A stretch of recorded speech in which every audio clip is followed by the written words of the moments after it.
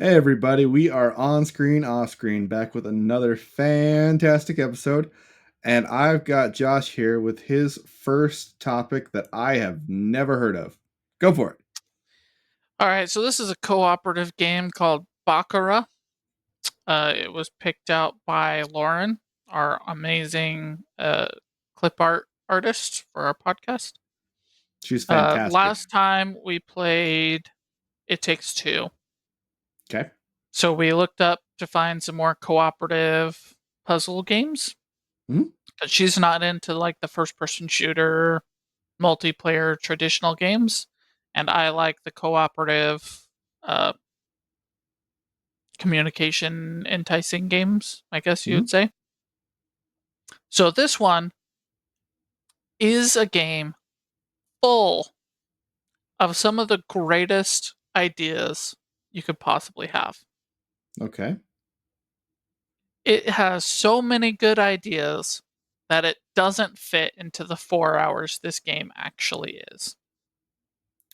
So it's like they didn't follow through with the ideas enough, like didn't complete It them just or like they came up with so like whoever was making this game was like, we've got some great ideas here. So one of the Okay. ideas is uh each player has sees two different screens Okay. in the same world. Okay. So I was seeing a foresty thing where I was a fox and Lauren was playing as a bear, and Okay. she was playing in a robot cybery world, right? So Interesting. the platforms, like I could see certain things and she couldn't see certain things. There was parts where I would see solid ground and her part would have to drop underground, and I just couldn't see that. So it was a very interesting way to have to approach these puzzles where you have nothing else to say but, okay, do you see anything right here? I have a button. What do you have? What's kind of going on? And you had different like things that you could move, like fans that would blow you up, or she would see just a cube, and for me it would be like a teddy bear that would break your fall if you were falling from a great height. Hmm. Um, and then they separated with different abilities too. So I had a section where I had to do some animal things. I don't remember what they are, but she had a section where she had to take her robot head off and had a body and a head that she used differently. And like the camera would only follow her head. So there was a part where I had to use her body and communicate to her what she needed to do because she had to leave her head behind. So Interesting. you have to jump to the right. You have a climbing thing to your left. Go straight up. That kind of That's thing. cool. So it's a really great idea. The story follows these two friends um, as they hate this statue that's up on the top of a mountain in the forest. So they decide we're gonna go destroy the statue with fireworks. So they head off into the forest to go do that. Crazy thing happens. They switch from being just boys to the forest world and the um, robot world, but they continue on because there's no way back. And they run into these different characters. For me, it was a lion and a sheep, and they were married. And Okay. there was a part where it separates the two players, where one goes inside of a house and speaks to the mom, and the other person speaks to the dad. And you come back out, and you basically decide which side of this argument you're supposed to be on, because the mom and the dad are fighting about their lost child that they're in the forest looking for. And the dad side is basically like, we've been searching for this boy for 3 years. He's there's no getting him back at this point. We need to start moving on with our lives a little bit.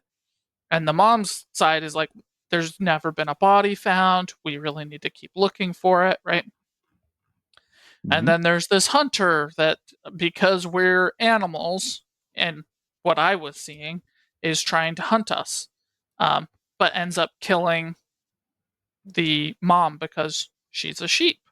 Um, and Okay. this kind of snowballs and like lots of stuff happens in this world. And that sounds really cool, right? Like It if I does. told you this is what it is, how interested are you in playing this game? I'm looking it up right now because I want to get to whatever you go next, but I kind of just want to play it.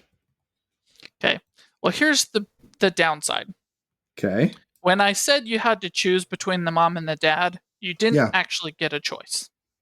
Oh, that's It too bad. proposed it like a choice, but I was not allowed to choose. I was forced to agree with the other player. That's too bad. And there are different aspects, and every time I would choose something, it kind of forced me to either agree or disagree, and I didn't really get a choice. Um, Lauren suspects that it was like it's programmed to where either you have to agree or disagree as a group, or you can't proceed. So it's not really programmed for the different outcomes of like I choose A, she chooses B, we both choose A, we both choose B, I choose B, she chooses A. So it's not That's really too bad programmed because for that that. would have So it been kind of cooler. forces it. It would have been way cooler. Um, and here's where I think this game really, really falls apart. Okay. It kind of just like comes to an end. And I feel like the developers just didn't have a lot any more puzzles or things to do. So they're like, and exposition at the end. So it's literally like they get to the top Hmm. to blow up this thing with fireworks, but it doesn't work because they're just fireworks. They're turned back into humans. They meet this alien thing that looks like a brain with a bunch of eyes. It tries to kill them. You can only save one of you, so you're proposed another choice of who to save. The person who's saved decides they're not willing to be saved, so they go back and fight back against this brain thing. And this is all exposition. You're not doing anything, you're just watching it. You scare off the brain thing, you both survive, happy day, going back. So the opening scene is some exposition that they give on the characters on a train.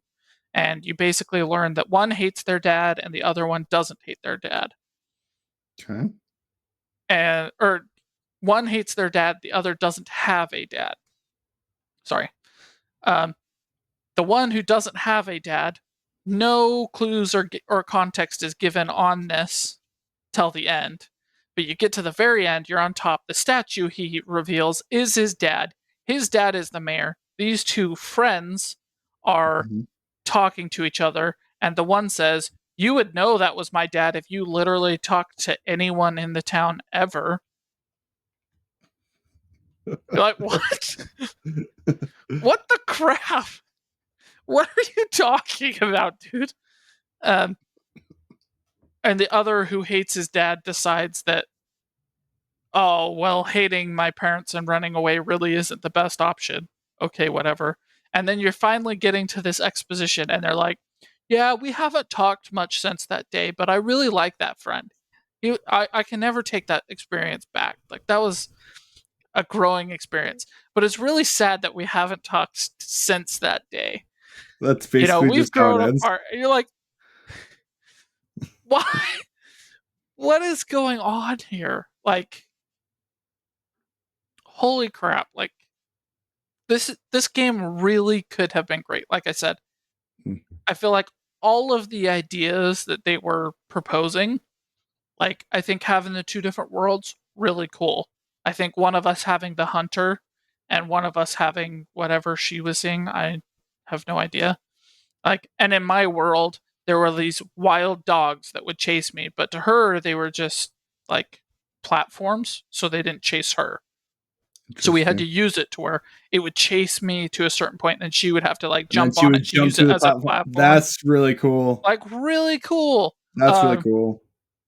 some really, really good ideas. Some truly, truly, genuinely good ideas, but it stuck on none of them.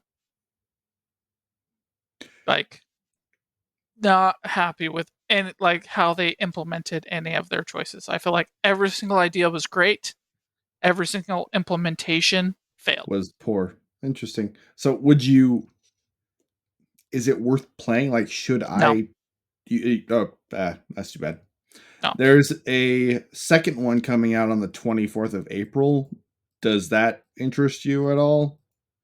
I would be interested depending. So I guess I would have to look into how the first one actually was reviewed. Because if everybody who reviewed it was like, hey, I love these ideas, but you need to implement them to make them better, I'd be like, okay, so if the developers are willing to listen to that, then yeah, I would love it if they would actually take the time to build out these characters and make you actually care for if the mom dies. I wish they would make you actually care for or have these decisions actually matter in terms of the story, right? Because if the choices matter and the worlds were different, I would say, Conlon, hop on this game. We're going to play right now. I'm going to play the robot world because I haven't seen it yet. And we're going to see how these choices matter. Great.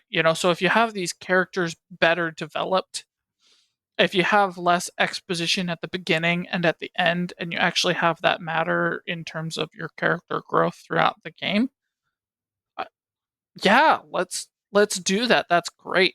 But It just wasn't it that. just wasn't that, and like some of the stuff that's in the game, like because it tries to like make it make sense in both worlds, is honestly pretty horrifying. So like that dog that I was talking about that was a platform for her. The Mm-hmm. dog would like split in half and then raise its spine out of itself. Weird. Like super gruesome, and like this like they try in like storytelling and like movies and TV and stuff, they Mm-hmm. try and establish what you're going to see throughout the show at the beginning of the show so that way you're not Yeah. shocked later on. They didn't do that at the beginning of the game, so like when I saw that I was like, "Whoa, what the Wait, hell what is the hell this?" is this? That was super freaking weird.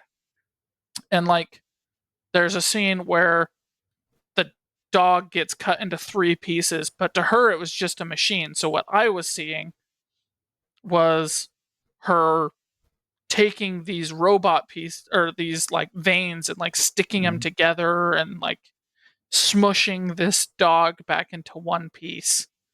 But to her Just it was really just like messed up. wires and like totally like different stuff like that. Do you think it would lower the experience if you did a split screen? Because sounds like part of the interest was the fact that you couldn't see what she was going through and she couldn't see what you were going through, so you had to talk. Do you think a split screen experience would diminish that? I mean, no, because here's the reality. In that section that I was talking about where I had to kind of communicate with her to tell her what she had to kind of like jump and do and see, Yeah. because seeing each other's world, like that was where it was most effective. Hmm. I just streamed my screen Oh, okay. because it just wasn't working with like you need to jump 2 squares to the left worth, and she would jump like 1.5 and fall. I was Okay. like, She hey, just this is exhausting. Let's just look at my screen. Let's get past this part, kind of a thing. So split screen is basically just that. I mean, there was a little bit of difficulty because there's a lag in streaming, so she would have to kind of like time her jumps way in advance, kind of like she was playing on like the original Xbox when latency was really bad. But once she kind of got used to it, we got through it. No big deal, whatever. So cool.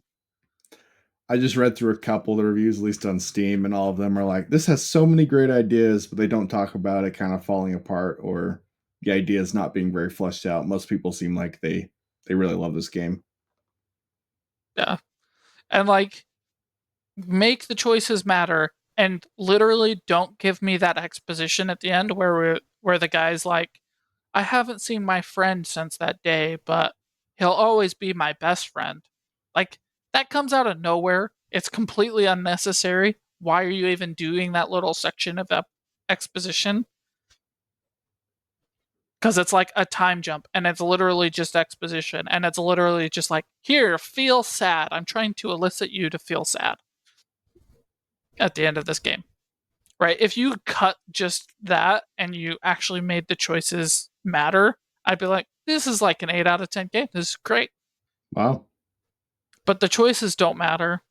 So the replayability is like, I mean, I'm kind of Non-existent. curious to see the robot world, but Is it not worth playing the whole really. thing again? Yeah. Uh, I wish that like the times, I wish it would make you like split up a little bit more. But yeah, I think it's like a 5 out of 10 right now. This one review is like, it's a really cute game. And then all of a sudden, dogs have their spines ripped out, and you're like, what the hell? Yeah. Like I said, Uh, it doesn't do that properly. It really should be establishing that this is a gruesome game early on at the yeah, so you beginning of the don't think game. it's this cutesy little thing with animation Yeah. like as, and then no, yeah, yeah, Yeah. I mean, cool. the animation is like, it didn't really bother me, or I didn't really love it either. My It's very only complaint about stylistic. it is the main character I thought was a boy and a girl until the very end of the game. Oh, really? Yeah, And then you find out that it's they're two guys. oh, two guys. I was like, oh, okay. Oh, yeah, the one I looks mean, very I very really just feminine. can't tell that, but no worry. It doesn't matter. I mean, you spend most of the time as these robots or as a fox and a bear, even though I think the bear looks more like a donkey. Like, it doesn't really matter. It was just kind of like, oh, I had no idea, and you waited to the very end of the game to tell me that. Hmm, Okay. interesting. Oh, I'm sorry you didn't like it more because that does sound very, very interesting to me. It's uh, it's all these really good ideas and just poor execution. And like, I asked Lauren how she felt about it at the end, Hmm? and her points were basically like pretty similar to mine, not quite as harsh. She had fun with it. She liked it. She hated the exposition there at the end, wishes it was a little bit more concise, wishes the choices matter, and only is kind of curious to replay it just to see the world from the other point of view, but But not that's like about it. eager to replay it. So Okay. And you said it would have been an 8. What did you give it? a 5. A 5. That's too bad. Wow. I That's just that. really didn't love it. I was like, I can see what they wanted to do, right? I could see what they wanted to do with the parents. And if they would have done that with the parents in the forest, that would have been so much better. Cool. There's a point where you find the son. If they had followed through with what they wanted to do, like, it's very clear what their intention is with each of these plot points as you go along. They just didn't do it. Does it feel like it needs a They little just bit didn't more do it. editing or like another pass or just more time invested? They need to make the game from a 4 hour game. I looked at my playtime, it was 4 hours and like 2 minutes. Mm-hmm. And they need to make it a like 10-hour game. Okay. So double, not like triple or quadruple, about double. No, just double it, give you some more context with these characters, make the choices actually matter, right? Because if you doubled the game and you made the choices matter, and those kind of development things happen where you get the pieces on top of each other towards what they actually end up being, because it establishes everything really good, and then it tells you what the outcome of that is, but there's no middle to any of these plots. So Mm. you just put that all in there. You've doubled your game. Well, actually, you've quadrupled it, because now what are you going to do? You're going to replay it. You're going to That's see true. the other point of view. You're gonna try and get the different outcomes. You're going to see where the story goes different. You're going to try all these different things. But because those choices are actually fixed and you It really doesn't don't get make you any want to choices, replay it. there's only one part in the entire game that Lauren said she's curious to see if it would have gone differently. And that's basically you get the choice to fix the hunter guy that's been chasing Mhm. you or leave him dead. And we chose Hmm. to leave him dead. So something hypothetically would have gone differently if we fixed him. I think with how the rest of this game's gone, you would have fixed him and he would have just like ran away. And that would have been it. And that would have been kind of just it. And maybe a little bit of exposition at the end where they find him and they captured the guy. But Which at that point, like, is it really even worth playing, or just look up a YouTube video? What happens if you keep the hunter or restore the yeah, hunter or whatever? yeah, at this point I would just look it up if I was really that curious. But yeah, so like and like the hunter storyline, it's told at the end exposition as well. So they're Oh, just really? wrapping up all these plot points with exposition at the very end. And for me personally, that exposition is terrible because there's no voice acting It's just and it's reading. reading Hmm. and it's Pokemon style reading where you read it one line at a time. And it's co op, which means it doesn't go to the next line until someone presses the next button, but you can both do it. Really? So if I get halfway through reading the line and Lauren says, I've read that because I'm a normal reader, I just don't get to finish reading that line. It's gone. That sucks. Yeah. Okay. Okay. Well, I guess I won't play that one. That's too bad. Hopefully the next one is better. Do Yeah. you, Like if the like I reviews are good, you would give the next one a shot? if the reviews are saying that they addressed the problems with the first, specifically that they addressed the problems from Hmm. the first, or they listened to what the fans said about the first, right? And they tried to make it better. Even if it was like, oh, this one's only okay, but they actually implemented some changes.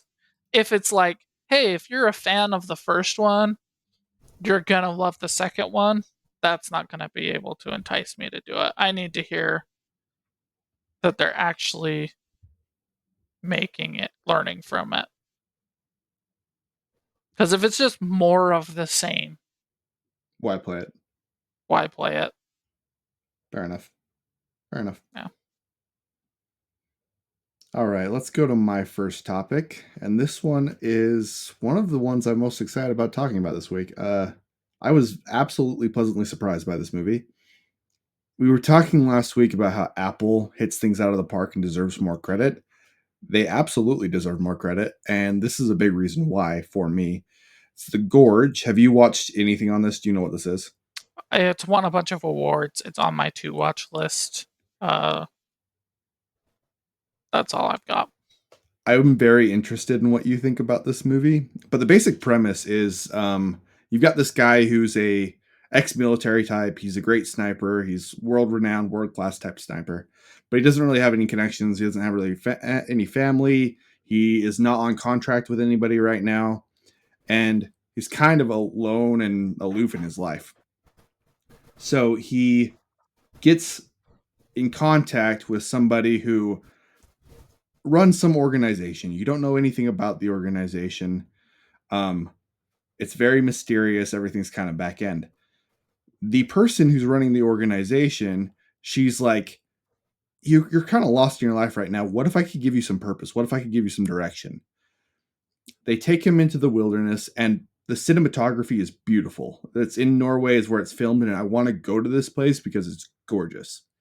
But they go out in the middle of the wilderness, and he gets dropped off by a helicopter and taken to this tower. Just this tower with this big chasm in the middle, and the chasm is covered in smoke and fog.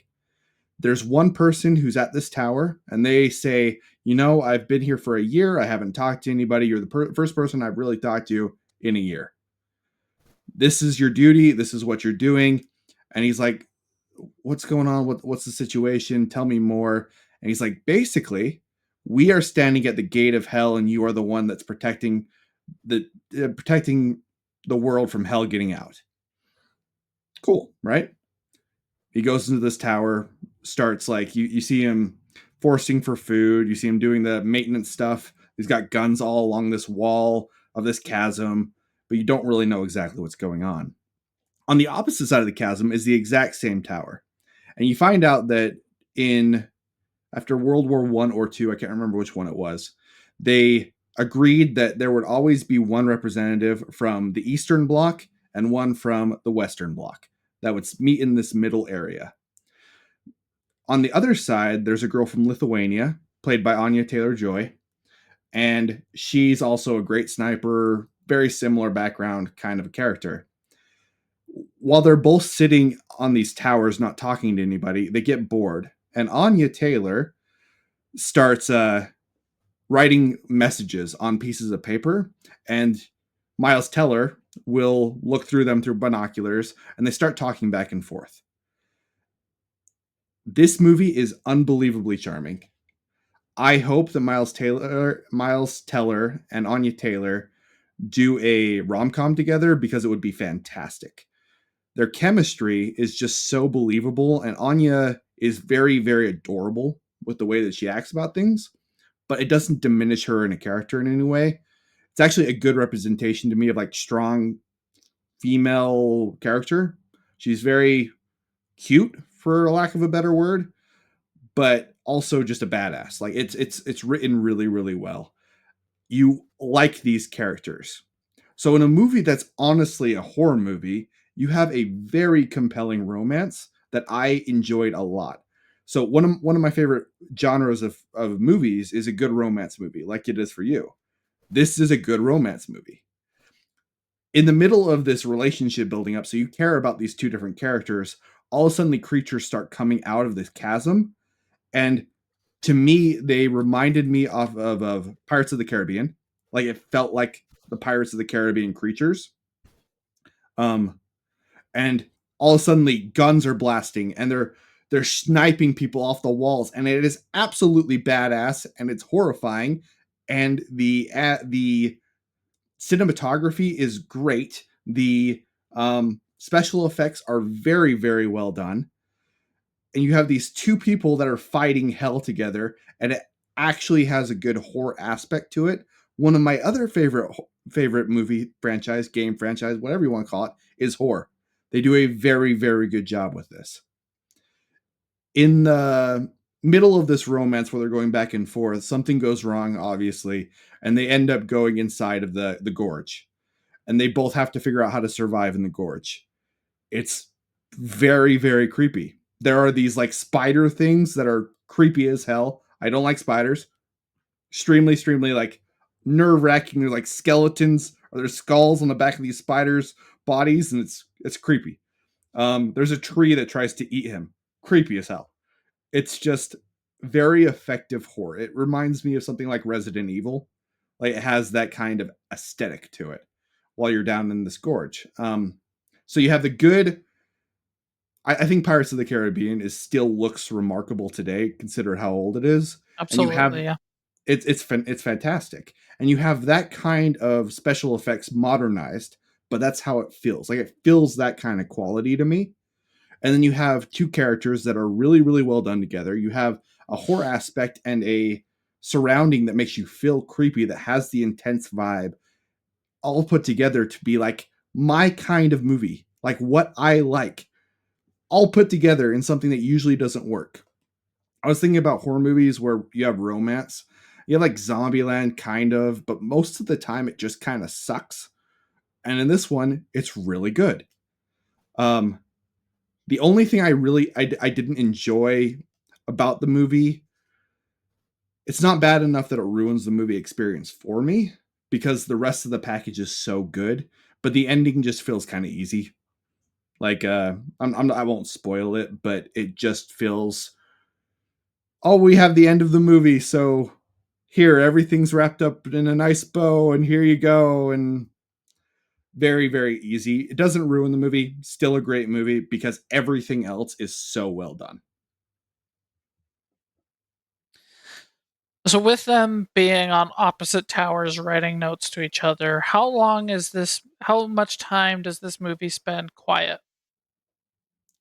Um the first 20, 30 minutes.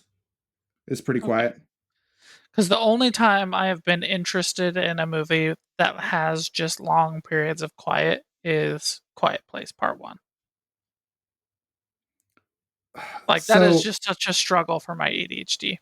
it's not quiet like there's times where it's quiet like that because she'll hold up a sign that's funny and you'll laugh with the other character, but there is some laughter. Like it's not completely silent like that. She eventually starts playing music. Um, and one of the things I actually thought was kind of cool is you have the Gorge and the music is playing and she's got a boombox and she's playing the music and you can hear it from his point of view and it's really far and distant. And then you can have her and it's absolutely blasting. And the way that they both react and it distracts them in different ways is it was a cool little touch to the show. So it's not a quiet place quiet, but there are quiet aspects to it. Like they're playing chess and they're pointing at what move they're gonna make. They're not really talking, they're just pointing, but it's small things like that. How So would you rate it as a romance movie on a scale of 1 to 10? 8, like solid 8. I think it's great. What would I you rate even it as a maybe even horror higher. movie on a scale of 1 to 10?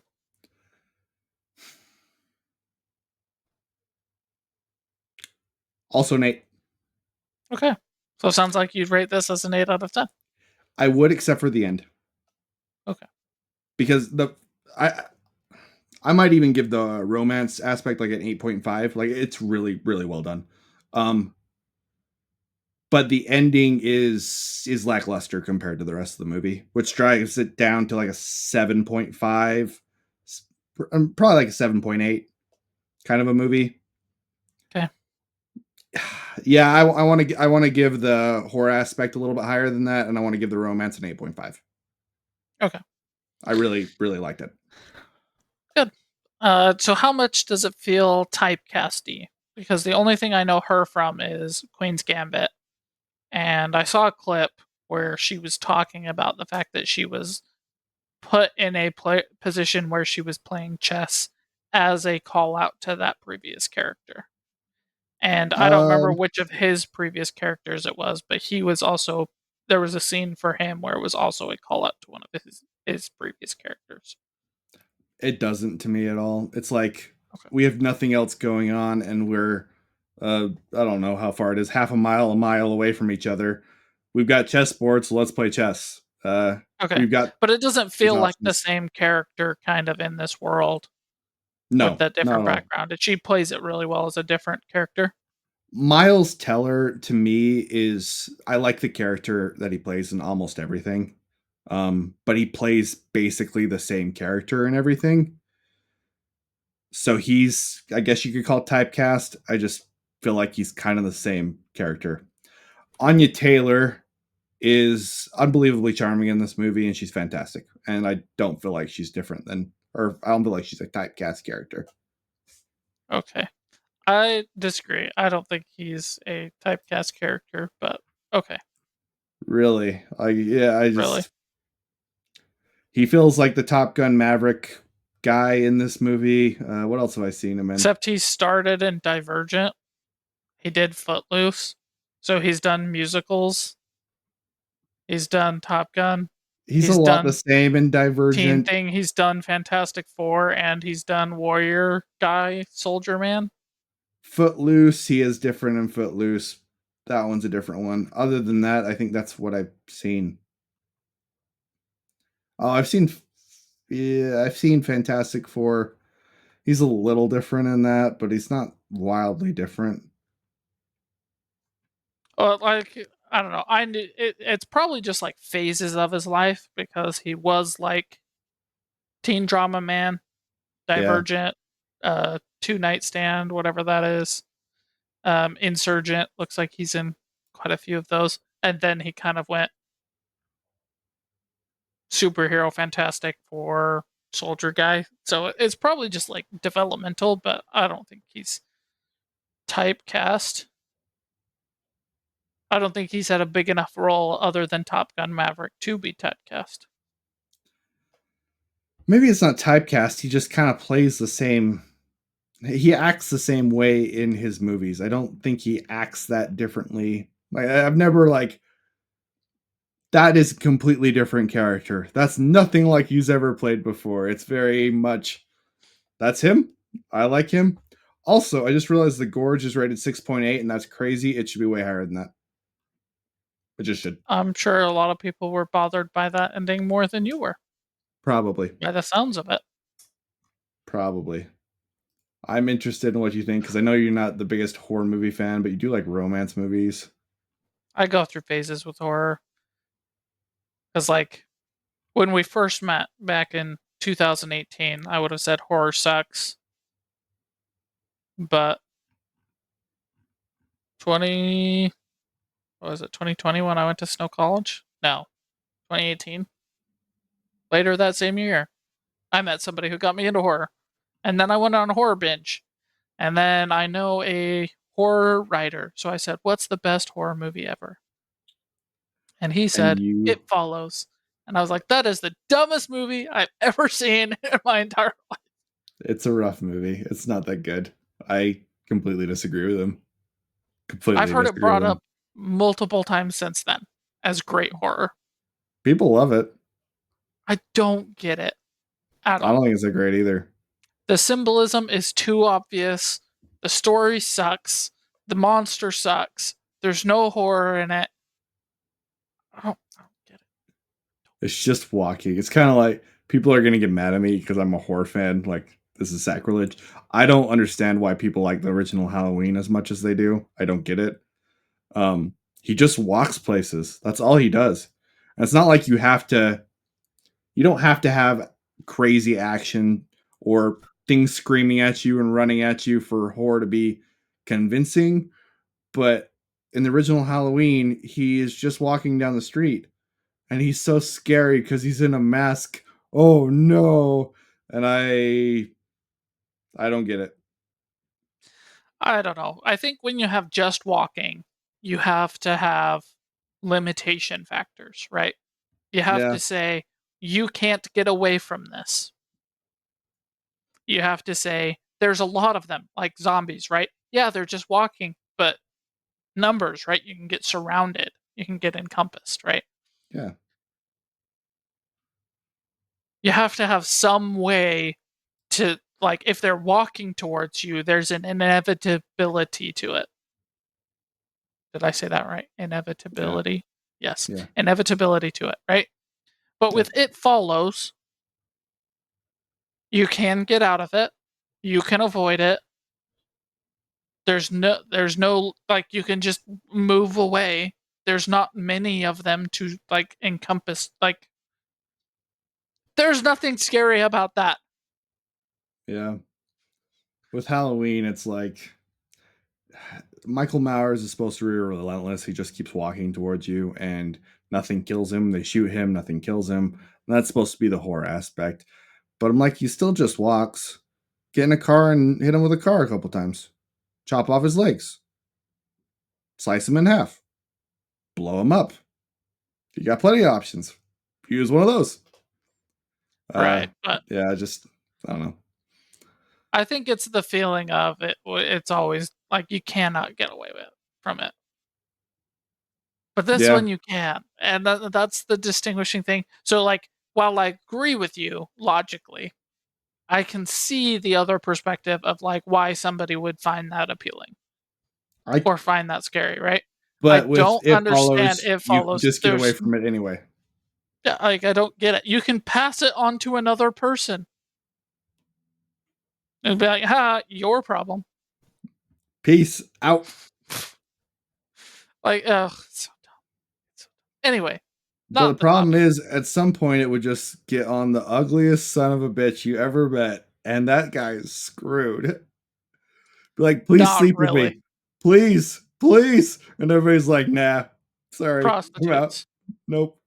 That's true. That's true. Yeah, you would Mail pay your order bride. life savings to get rid of that thing. Yeah. So it's yeah. That's true. That's true. Okay. Eh, Fair not the enough. point. But yeah, so it sounds like it's a pretty good romance and a really good horror movie. Yeah, And yeah, I'll check that one out. It's been on my list. I do like Miles Teller. I think he's really good. Um, I really liked What's Her Bucket in Queen's Gambit. I think she's great. I think she's just a great actress. Like, I haven't seen her in anything else, so I cannot speak to that. Just that I really liked her in that one role. she does a really good job in that movie. Have Yeah. you have you seen The Menu? Nope. Don't think Also so. a very great horror movie. The Northman is really good. Last Night at Soho is really good. Nope. She's I haven't seen any of them. she's just a good actress. She voices for Dark Crystal: Age of Resistance, which I think is one of the most underrated TV shows maybe ever. I don't hear anyone talk about that, and it's great. She's Well, just good.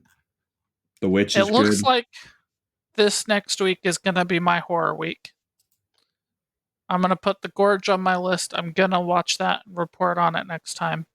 Okay. But I was already planning on doing this. I'm going to rewatch all my childhood most terrifying movies. I love that idea. What's on the list? Yeah. So I'm gonna watch Twister. I'm gonna watch Volcano, Okay. and I'm gonna watch Coraline, and now I'm gonna watch Gorge. Oh, you're gonna watch Coraline. I didn't think you'd ever watch that again.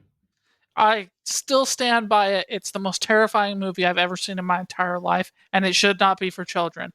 However, it fits the theme, and to be fair, I have not seen it since I was like 16, 17, something like that. So, like 10 years,